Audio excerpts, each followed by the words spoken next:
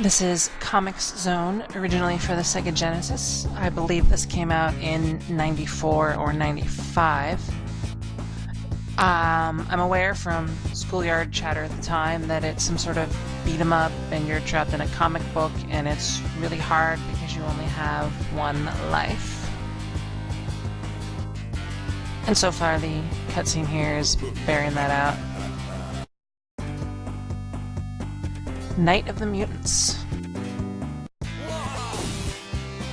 Alright, let's see if we can't figure out these controls.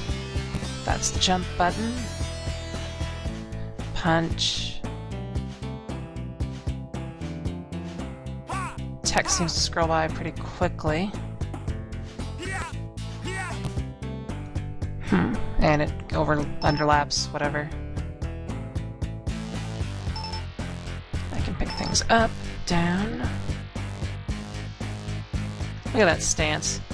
Forward leaning. And C seems to be a block.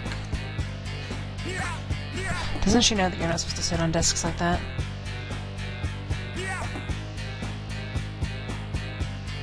Look at that forward lean. Look at that. Yeah. Smooth criminal, but manly. And Smooth Criminal is probably as manly as Michael Jackson ever got.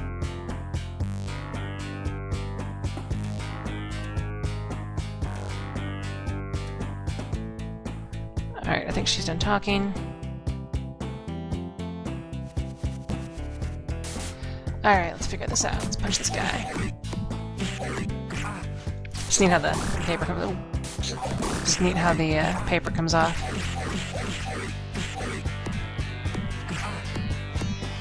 I actually don't like how the comic book bubbles appear in contextual places.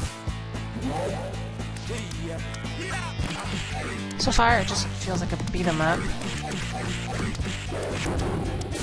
It's neat that you can slam people against the wall. Graphically, it's very nice for a Genesis game. Colorful, bright, not excessively dithered. Animation quality is fantastic. Let's go...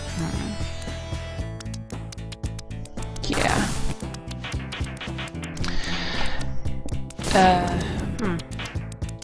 Punching crates actually hurts. What the hell is that? Can I go back? Huh. Is that a rat? That's kind of cool.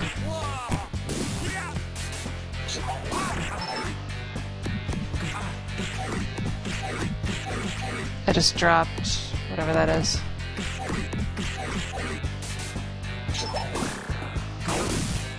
He just slinkied me.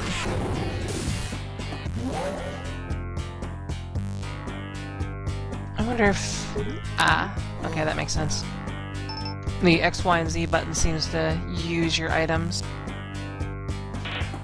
Okay. Nice water effects. Anyway, this game is by the Sega Technical Institute, which has its own storied history. It was formed sometime in the early 90s. Yuji Naka, the original programmer for Sonic the Hedgehog 1, was having some sort of trouble in Japan and wanted to leave the development practices of Sega of Japan behind, which I think the official story is that he thought they were too strict or whatever. Came to the United States and joined the Sega Technical Institute. I'm not sure if it was formed because of him, but he certainly joined it. Also at the Sega Technical Institute, which again it was located in America, they had Mark Cerny, the original creator of Marble Madness. I think he did a couple other high-profile games for Atari. And later they get the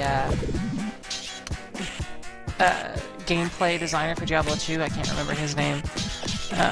He also worked at Sega Technical Institute for a while, and he may have worked on this game. I know Mark Cerny didn't, because he left, I think, not long after Sonic 2.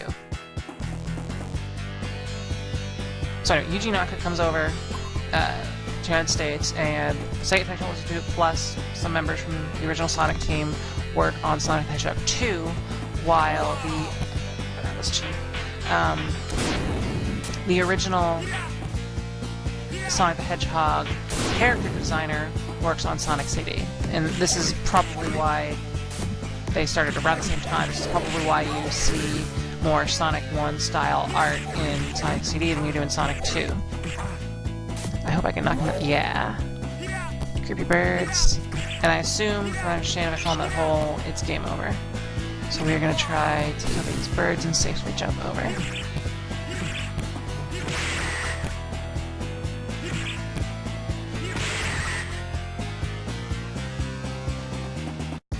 And that's game over.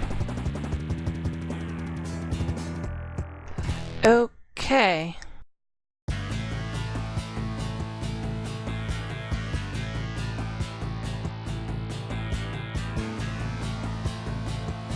And the bad guy escapes. And he's gonna rock this world.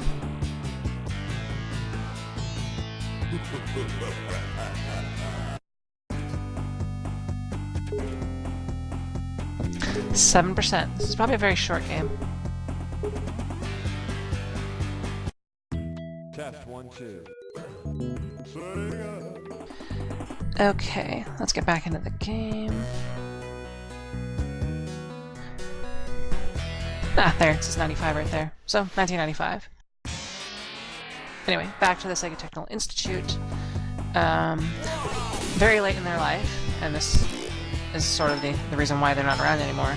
They were tasked with developing Sonic Extreme, or well, it was eventually called Sonic Extreme, but the Sonic for the next generation platforms, 32X, Saturn eventually. And another thing about Sega internal politics is that Sega of America was also developing a 32-bit console in parallel with Sega of Japan. This is very interesting when you think about it. It means that there's a lot of weird corporate stuff going on there. The Sega of America console was eventually canceled, but the Sonic Extreme project jumped from the 32X to this North American, or to the Sega of America console to the Saturn, so it had multiple delays and serious engine changes. At one point, like the president or some high up of Sega of Japan comes in and said, you know, is viewed a demo of this and said, no, you should make the game like this instead of this. Which you kind of understand that you're supposed to listen to your higher-ups, but they necessarily... And they should understand that they don't know everything as low-level as that. You know, you see a game at a certain stage, it may not be fully representative. But, you know, you're supposed to listen to your higher-ups. So they end up losing a lot of work over that, too. At one point, Sega of America gets a new president, I think Bernie Stoller at this time, and he's able to secure for them the source code to Nice, which is by Yuji Naka. So Yuji Naka comes back into the story. Once Yuji Naka hears about this, he throws a fit and threatens to quit the company. And you'd think this makes him sound like a dick, but I'm sure there's a lot more to the story. I'm imagining it went down something like he wanted to make a new Sonic game. He was told, no, we're going to have STI do it. You're supposed to create something new. And he could be resentful of that. And then, you know, the people who are making the game that you wanted to work on come and take the stuff that you made to make the game that you wanted to make. And I can see how that would be infuriating. I'm sure there's a lot more to the story than we'll ever know. So anyway, after a long and trying to develop process, and apparently one of the main programmers or designers like almost dies. They lose like 25 pounds in a month trying to, you know, work to get this game out in time, and it just eventually gets canceled, and the Sega Technical Institute is folded. And I believe most of the